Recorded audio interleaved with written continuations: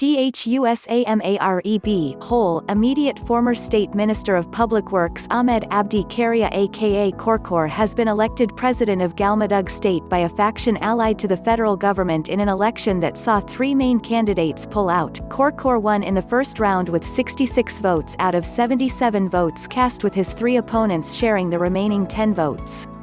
Abdirahman Ahmed Samatar got 9 votes, while Abdirahman Aden Sabriye and Ahmed Shire Falagle were forced to contend with 1 vote each.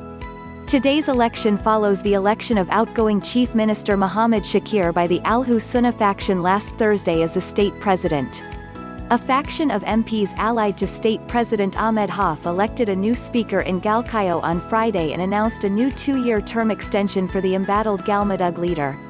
Abdirahman Odawa, Abdullahi Weliye, Kamal Gudale and Abdi Dir withdrew from the elections, accusing the federal government of hijacking the process.